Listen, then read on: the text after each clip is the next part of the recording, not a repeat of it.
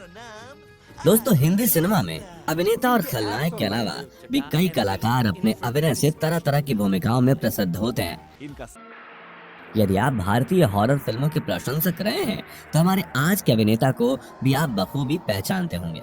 जी दोस्तों, हम बात कर रहे हैं हॉरर फिल्मों में अपना पूर्ण समर्पण देने वाले अभिनेता अनिरुद्ध अग्रवाल जी की, जिन्होंने हिंदी सिनेमा में अपनी लगभग सभी फिल्मों में भूत और शैतान की ही भूमिकाएं निभाई हैं और दर्शकों का अपने शानदार अभिनय से मनोरंजन किया है।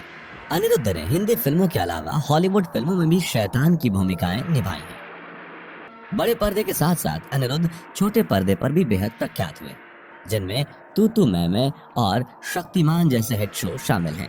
कहा जाता है कि फिल्मों में अनिरुद्ध का चेहरा इस प्रकार डरावना बना देते थे कि जो भी उनका चेहरा एक बार देख लेता था उसे रात की नींद भी नहीं आती थी और वो अपने कैरेक्टर में पूरी तरह से घुल जाते थे।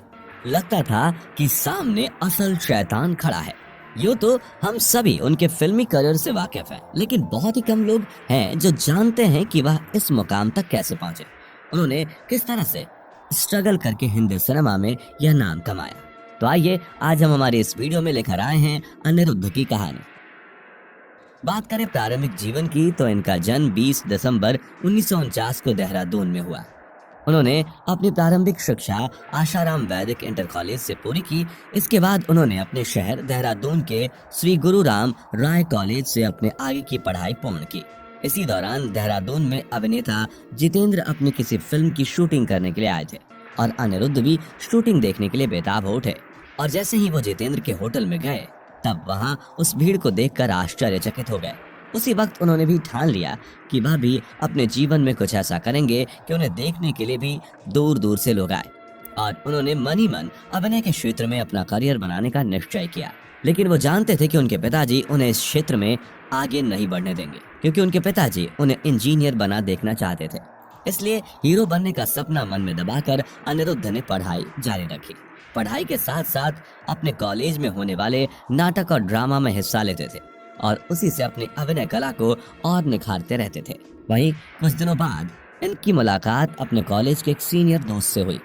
जब उन्होंने अपने दोस्त को अपनी पूरी कहानी सुनाई तो उसने अनिरुद्ध को वापस देहरादून जाने की सलाह दी, जिसके बाद वो वापस देहरादून आ गए और उनके पिता ने उन्हें दोबारा कॉलेज भेज दिया और अपनी पढ़ाई पूरी करने को कहा।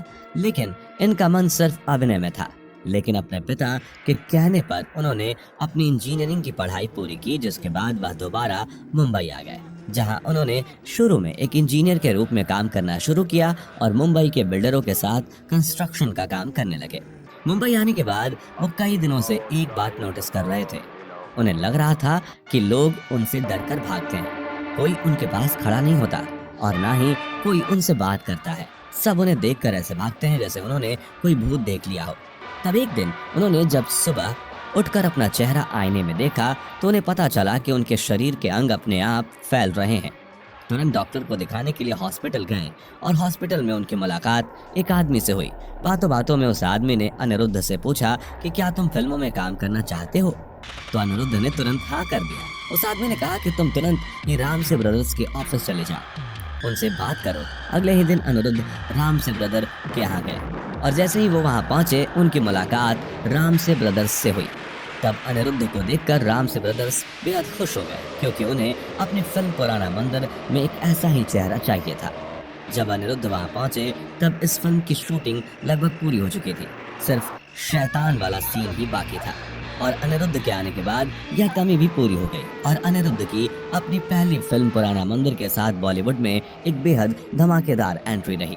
1984 की यह फिल्म बॉक्स ऑफिस पर सुपरहिट रही। साथ ही सभी दर्शकों ने भी इस फिल्म में अनिरुद्ध के काम को बेहद पसंद किया और अपनी इस फिल्म से अनिरुद्ध हिंदी सिनेमा पर छा गए। इस फिल्म के बाद अनिरुद्ध को कई निर्माताओं ने अपनी फिल्मों में काम करने के ऑफर दिए और लगभग अपनी सभी फिल्मों में अनिरुद्ध ने शैतान और भूत के ही किरदार निभाए। पुराना मंदिर की सफलता के बाद उन्होंने फिर से सन 1985 में राम से ब्रदर्स की फिल्म 3D शामरी में काम किया और इस फिल्म में उन्होंने एक शैतान की भूमिका निभाई, जिसमें वह धर्मेश सक्सेना शामरी के किरदार में नजर आए। सन 1986 में उन्होंने अविनाश नाम की एक फिल्म में काम किया। इस फिल्म के पहले भी अनिरुद्ध की मुलाकात मिथुन चक्रवर्ती से हो चुकी थी। पहले से ही दोनों एक दूसरे के बहुत अच्छे दोस्त थे और दोनों की आपस में खूब पटती थी। हुआ यूं था कि जब अनिरुद्ध स्ट्रगल कर रहे थे तब पुणे में आईआईटी इंस्टीट्यूट में इंटरव्यू के दौरान अनिरुद्ध और मिथुन की मुलाकात हुई, जहां मिथुन ने अनिरुद्ध का इंटरव्यू लिया और उसी बीच दोनों की दोस्ती हो गई। मिथुन चक्रवर्ती के साथ अनिरुद्ध की यह फिल्म बॉक्स ऑफिस पर बेहद सफल रही। इसके बाद उन्होंने सन 1988 में कसम नाम की एक फिल्म की और तत्पश्चात सन 1989 में वह जादूगर फिल्म में दिखाई दिए। प्रकाश मेहरा की इस फिल्म में उन्होंने बॉलीवुड के शहंशाह अमिताभ बच्चन के साथ काम करने का मौका पाया और अपने अभिनय के बेहतरीन प्रदर्शन से बेहद लोकप्रिय हुए और दर्शकों के दिलों में अपनी एक अच्छी जगह बनाई। इसके बाद सन 2000 के दशक में उन्होंने Mela, Marmitenge, Talaash, the hunt begins, journey Bombay to Goa, Mallika और बचाओ इनसाइड भूत जैसी फिल्में की। साथ ही वह 2 हॉलीवुड फिल्मों में भी अपने अभिनय कला का प्रदर्शन करते हुए नजर आए, जिनमें सन 1994 की द जंगल बुक और सन 1998 की सच अ लॉन्ग जर्नी जैसी फिल्में शामिल रहीं। फिल्म मेला के बाद अनिरुद्ध जब एक ही किरदार निभा कर ऊब गए तब उन्हें लगा कि उन्हें अपनी जॉब वापस ज्वाइन कर लेनी चाहिए और वो दोबारा जॉब करने लगे। साथ ही जब उन्हें फिल्मों के ऑफर आए तब उन्होंने उसके लिए भी मना नहीं किया और वे फिल्मों में भी काम करते रहे, लेकिन उनका फिल्मों से मन भर चुका था क्योंकि उन्हें एक ही तरह के किरदार मिल रहे थे। उन्होंने कभी नहीं सोचा था कि हिंदी सिनेमा में उन्हें इस तरह के किरदार मिलेंगे। फिल्मों में काम करके बिल्कुल वो खुश नहीं थे, इसलिए उन्होंने धीरे धीरे फिल्मों में काम करना बंद कर दिया। बात करें उनके पारिवारिक जीवन की तो उनके माता पिता के बारे में कोई जानकारी सामने नहीं आई, लेकिन कहा जाता है कि उनके पिता देहरादून बाजार में आलू और राजमा बेचते थे। अब अनिरुद्ध मुंबई में अपनी पत्नी के साथ रहते हैं और एक रिसर्च सेंटर में काम करते हैं।